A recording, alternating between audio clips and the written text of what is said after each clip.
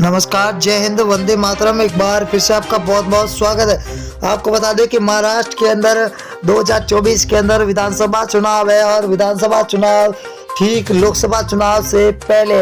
आपको बता दें कि महाराष्ट्र के अंदर अब की बार कई पार्टियां मैदान में हैं और कांग्रेस और बीजेपी के बीच में कड़ी टक्कर देखने को मिलेगी। तो शिंदे गुट और शिवसेना के बीच में भी कड़ी टक्कर अब की बार महाराष्ट्र में देखने को मिल सकती है। तो महाराष्ट्र की जनता अब किसे बनाएगी अगला मुख्यमंत्री, वो देखने के लायक होगा। परंतु वर्तमान की बात करें तो शिवसेना के मुख्यमंत्री है और शिंदे गुट ने पिछली बार कांग्रेस के साथ गठबंधन किया था और गठबंधन कई महीनों के बाद में टूट गया था।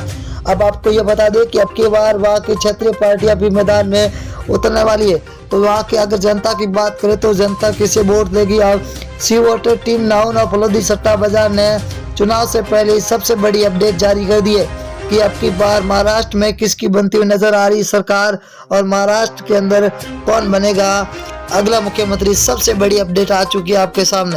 अगर हम पहले जिले की बात करें तो नंदुरबार जिला जहाँ कुल 4 सीट है, जहाँ बीजेपी और शिंदे गुट को 1 सीट और एनसीपी को 1 सीट, शिवसेना को 1, कांग्रेस को 1, तो अन्य के खाते में 0 सीट जाती हुई दिखाई दे रही है। अगला जिला है अहमदनगर जिला जहाँ कुल 12 सीटें, बहुत ही बड़ा जिला है, 12 सीटें। बीजेपी और शिंदे गुट को 5 सीटें मिल रही है, तो एनसीपी को 2, शिवसेना को यहाँ पर 3 सीटें मिल रही है, तो कांग्रेस 2 सीटों पर है। अगर बात करें हम बहुत ही बड़ी घोषणा की तो यहाँ पर है सांगली जिला। सांगली जिले की बात करें तो 8 विधानसभा सीटें, जहाँ 8 में से बीजेपी और शिंदे गुट को 4 सीटें मिल रही है, तो एनसीपी को 2 सीट, शिवसेना यहाँ पर 0 पर है, तो कांग्रेस 2 सीटों पर टिकी हुई है, अन्य 0 के खाते में जाते हुए दिखाई दे रही है। उस्मानाबाद जिले की बात करें तो कुल 4 सीटें, 4 विधानसभा सीटों में से बीजेपी और शिंदे गुट को यहाँ पर 0 सीट मिलती हुई दिखाई दे रही है, तो यहाँ पर एनसीपी को 1, शिवसेना को 1, तो कांग्रेस यहाँ पर 2 सीटों पर सबसे आगे चलती हुई दिखाई दे रही है। अगर हम नागपुर जिले की बात करें तो कुल 12 सीटें हैं, 12 सीटों में से बीजेपी और शिंदे गुट को 5 सीटें मिलती हुई दिखाई दे रही है, तो एनसीपी को 3 सीट और शिवसेना को 2, कांग्रेस को यहाँ पर 2 सीटें मिले। यहाँ पर बीजेपी और शिंदे गुट को सबसे ज्यादा सीटें मिलती हुई दिखाई दे रही है। वर्धा जिले की बात करें तो कुल 4 विधानसभा सीट है, जहाँ बीजेपी और शिंदे गुट को सिर्फ 1 सीट हाथ में लगती हुई दिखाई दे रही है, तो एनसीपी को 1, शिवसेना के खाते में 1 सीट जा रही है, वही कांग्रेस के खाते में भी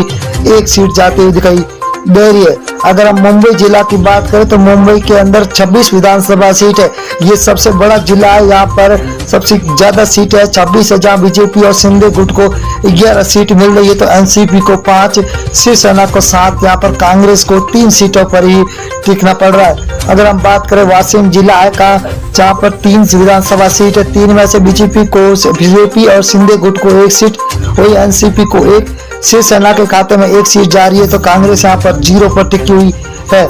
अगले जिले की बात करें तो पुणे जिला है, जहाँ पर कुल 21 विधानसभा सीट है, बहुत ही बड़ा जिला है, जहाँ पर 21 विधानसभा है। बीजेपी और शिंदे गुट को 9 सीट मिल रही है, तो एनसीपी को 5, शिवसेना को 4, तो कांग्रेस यहाँ पर 3 सीटों पर टिकी हुई है, अन्य के खाते में 0 सीट मिलती हुई दिखाई दे रही है। सिंधुदुर्ग जिला है, जहाँ पर कुल 3 विधानसभा सीट है, 3 में से बीजेपी को और शिंदे गुट को 1 सीट मिल रही है, वही एनसीपी के खाते में 1, तो शिवसेना के खाते में 1 सीट जा रही है, वही कांग्रेस को 0 सीट पे यहाँ पर टिकना ही पड़ रहा है। अगली बात करें हम अकोला जिला है, अकोला के अंदर कुल 5 विधानसभा सीट है, 5 में से बीजेपी और शिंदे गुट को 2 सीट मिल रही है, तो एनसीपी को 1, वह शिवसेना के खाते में 1 जा रही है, तो कांग्रेस यहाँ पर 1 सीट पर टिकी हुई है, तो अन्य के खाते में 0 सीट जाती हुई दिखाई दे रही है। नांदेड़ जिला है, नांदेड़ के अंदर 9 विधानसभा सीट है, जहाँ बीजेपी और शिंदे गुट को 4 सीट मिल रही है, तो एनसीपी को 2, शिवसेना के खाते में 2 सीटें जा रही है, तो वही कांग्रेस यहाँ पर 1 सीट पर टिकी हुई है। बहुत ही बड़ा महा ओपनिंग पोल है अब की बार महाराष्ट्र का। रायगढ़ जिला है, कुल 7 सीटें है, 7 में से बीजेपी और शिंदे गुट को 3 सीट मिल रही है, तो वही एनसीपी को 2, शिवसेना के खाते में 1 सीट मिल रही है, तो यहाँ पर कांग्रेस को 1 सीट मिलती हुई दिखाई दे रही है। यहाँ पर अब की बार महाराष्ट्र के अंदर बीजेपी और शिंदे गुट का महागठबंधन है और यहाँ पर नासिक जिला है, जहाँ पर 15 सीट है, बीजेपी और शिंदे गुट को 5 सीट, एनसीपी को 5 तो शिवसेना को 3, कांग्रेस के खाते में 2 सीटें जाती हुई दिखाई दे रही है।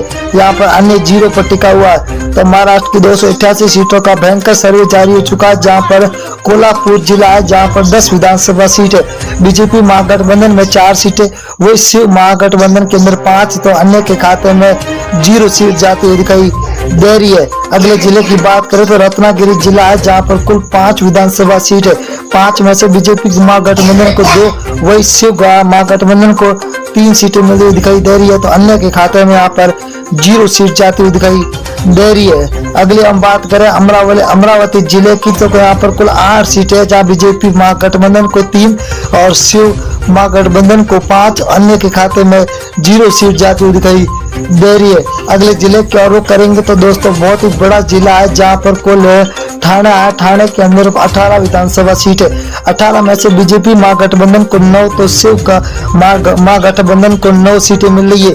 यहाँ पर बीजेपी और शिव दोनों महागठबंधन को बराबर 9 की सीटें मिलती हुई दिखाई दे रही है। अगर हम सोलापुर की बात करें तो सोलापुर के अंदर 11 विधानसभा है।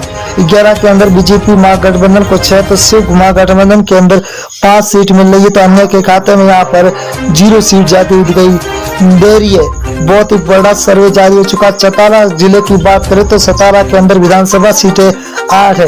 8 में से बीजेपी महागठबंधन को 2 सीट मिल रही है, तो शिव महागठबंधन को 6 सीटों पर टिका हुआ है।